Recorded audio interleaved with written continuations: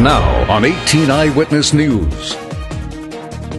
Tuition and fees may be increasing for Mineral Area college students. Fredericktown's 50th Azalea Festival is less than 1 month away. Plus, a new kind of golf course will be opening in Farmington. All of these stories, and will we see some April showers this weekend? Coverage you can count on. This is 18 Eyewitness News. Hello, everybody. Thanks for joining us. I'm Fred Dawkins. Here's a look at the stories that we're working on for you this hour. Trustees discussed tuition and fees for the next school year at Thursday afternoon's meeting at MAC, after the governor's State of the State address back in January, where he proposed a 12.5% cut in state funding to colleges. MAC President Dr. Stephen Kurtz said if the cut stood, trustees would have to consider an increase. Most likely a 12.5% reduction for Mineral Area College for next year. There will be a tuition increase. The question is how much will our trustees be acceptable to, and so we'll be working with them over the next few months, educating them about what's going on in Jefferson City, give them several alternatives, and we'll let them make the decision. Dr. Kurtz says the 12.5% cut converts to a reduction of $600,000 to MAC. He notes that given reductions over the last two state budgets, if the proposed reduction stands, community colleges will have sustained a 25% cut in state appropriations in just 3 years, effectively reducing MAC's appropriation to 1997 levels. Now, while the Missouri House restored some funding to colleges, the Senate has yet to produce their version of the fiscal 2013 budget. Well, now Dustin Kopp is here in the Storm Tracker Center with a look at our first forecast. Dustin?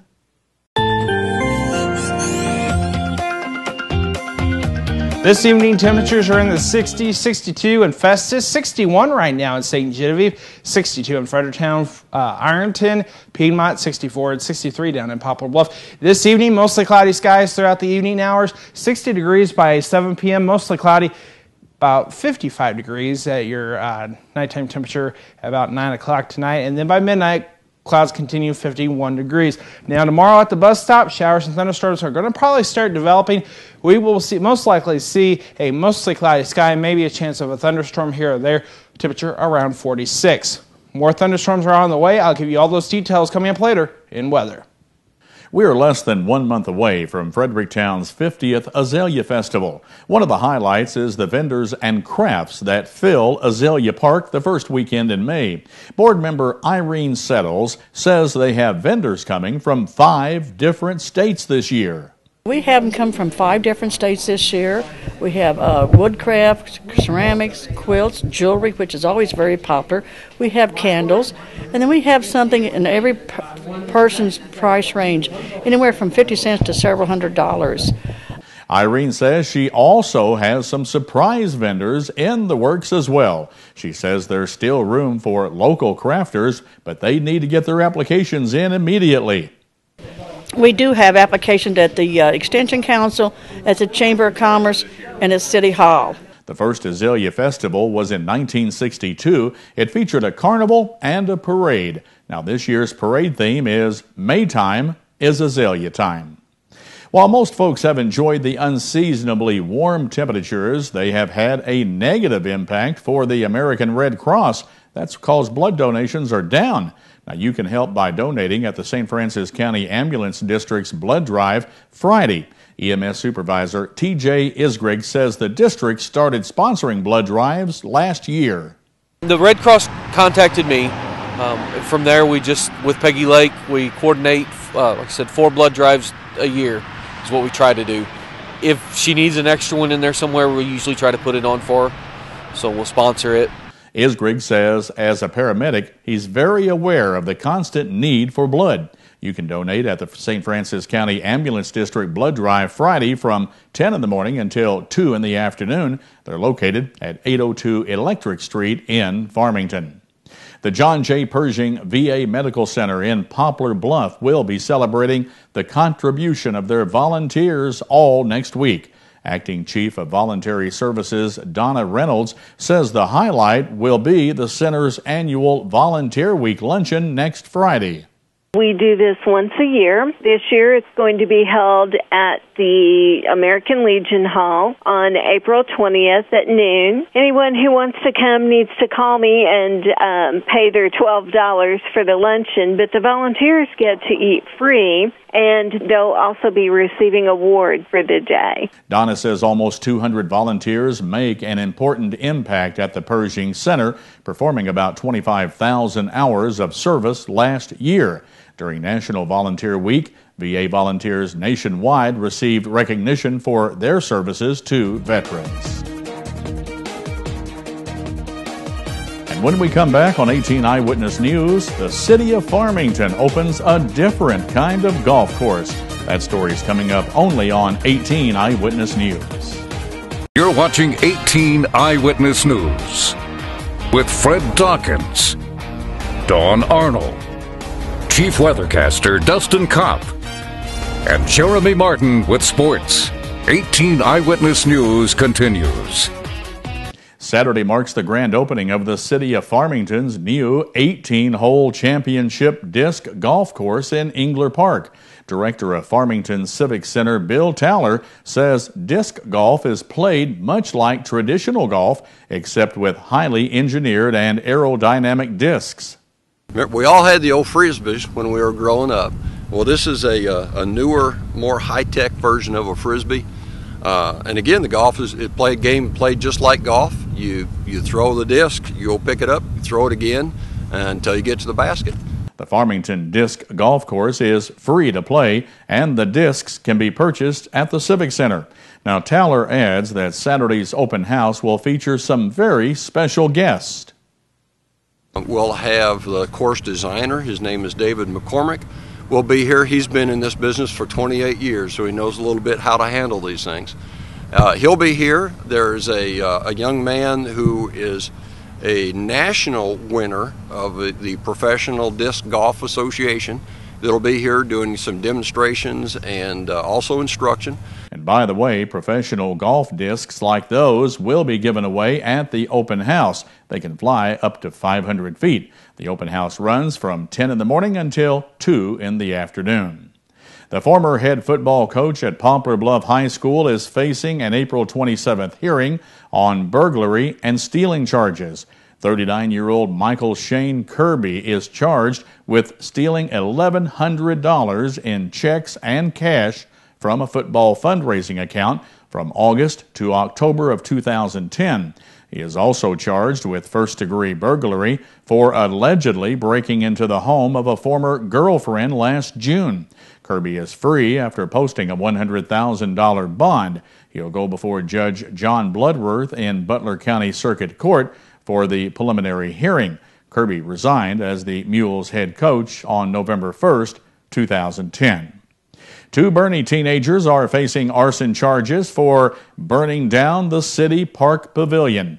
17-year-old Sarah Cobb and 18-year-old Alyssa Wilhite have been charged with second-degree arson.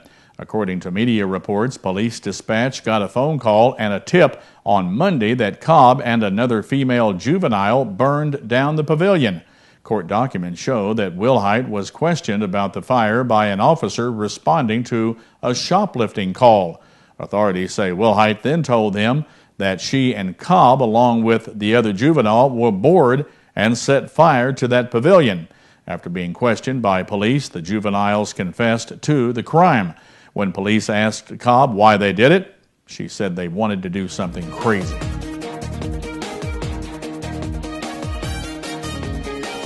And when we come back, it might leave you with bad breath, but Don Arnold tells us all the good things garlic does inside your body. That's next in today's Your Health segment on 18 Eyewitness News. But right now, Dustin Kopp is in our Storm Tracker Center. He's taking a look at when and where we might get some thunderstorms at. Coming up on 18 Eyewitness News. Now, here's your Storm Tracker 18 weather forecast with Chief Weathercaster Dustin Kopp. And welcome back. Showers and thunderstorms are going to develop late tonight into tomorrow. Better chance tomorrow. As these showers and thunderstorms develop, they will continue through the weekend. And the weekend is looking warm, so that increases our chances of severe weather for your day on Sunday and Monday. Here in southeast Missouri, temperatures are in the 60s, 62 in Cape Girardeau, and right now in Fredericktown, 64 in Piedmont, and Ironton, 62 in Festus. Here at the station, we have a current temperature of 62 degrees under a mostly cloudy sky, current dew point 34, humidity at 35%, with a current wind southeast at 8 miles per hour. On your day on Friday, finally Friday here in southeast Missouri, showers and thunderstorms are going to push through our area. More of the way of thunderstorms throughout your day. We will increase those thunderstorms throughout the weekend. On Saturday, right now, it looks like we could see a few pieces of sunshine, but then off and on thunderstorms as well. So for tonight, showers and thunderstorms are possible, but more likely tomorrow, low around 45, 46 in Ironton, 44 in Van Buren, 47 down in Poplar Bluff. Tomorrow, again, showers and thunderstorms likely, high around 70 degrees here in Farmington, 71 like Festus and St. Genevieve, 72 in Fredericktown. A little warmer in Ironton and Piedmont at 75 degrees. So for the next several days here in southeast Missouri, on Saturday and Sunday, showers and thunderstorms. Saturday, again, a chance of some thunderstorms, likely later on in the afternoon. Sunday and Monday, chance of thunderstorms. Most likely could be severe, 79 on Sunday. Monday, a little cooler at a high of 72. 63 on Tuesday, 64 on Wednesday with partly sunny skies. And then more clouds increase on your day on Thursday with a high of 73. Another look at our weekend forecast here in southeast Missouri. Chance of showers and thunderstorms on Saturday with a high of 79, low of 66. On Sunday, greater chance, high of 79, low of 62. That chance is possibly going to be severe. More details on your forecast located at froggy96online.com. Just click on the weather tab. Fred, back to you. This is Sports Zone, only on 18 Eyewitness News with Jeremy Martin. New Cardinals manager Mike Matheny has demonstrated some clear tendencies during his team's season-opening road trip. He prefers rolling his everyday lineup game after game when his regulars are healthy. He sticks with the starting pitchers deep into games when he likes what he sees. He won't hesitate to bring effective relievers back for a second inning. But he also sees the importance of keeping his entire roster busy, so players are prepared to step up as needed. While Wednesday's 4-3 loss was disappointing, the 5-2 road trip was not. The Cardinals demonstrated mostly positives, winning their opener at Miami and winning 2 of 3 games at Milwaukee and Cincinnati. Now the Redbirds prepare to welcome the Chicago Cubs for the home opener Friday afternoon. Blues coach Ken Hitchcock has enjoyed the drama behind the announcement of a starting goaltender for the Blues' opening playoff game against San Jose tonight. But in the end, the moment was anticlimactic. Hitchcock announced Yaroslav Halak would be between the pipes. It was not much of a decision at all. Brian Elliott, who set post-expansion NHL records with the save percentage and goals against average this season, departed practice prematurely on Tuesday, indicating an upper body injury. According to the Blues, the injury occurred during a game with Detroit last week in which Elliott was pushed back into the net. The Blues insist Elliott's injury is not serious, with Hitchcock expecting Elliott to be available as the backup goalie. The Rams' pre-draft visits continued on Wednesday with defensive tackle Michael Brockers of Louisiana State, wide receiver Michael Floyd of Notre Dame, and cornerback Dre Kirkpatrick of Alabama in town. None of the 3 are expected to be taken by the Rams if they stay at number 6 overall, but all probably are in play if the Rams trade down. And Saturday's spring game at Mizzou will be a bit of a fashion show, some 18 months in the making. Mizzou will premiere their new uniforms as part of a project with Nike to modernize the look under the school's broader rebranding initiative.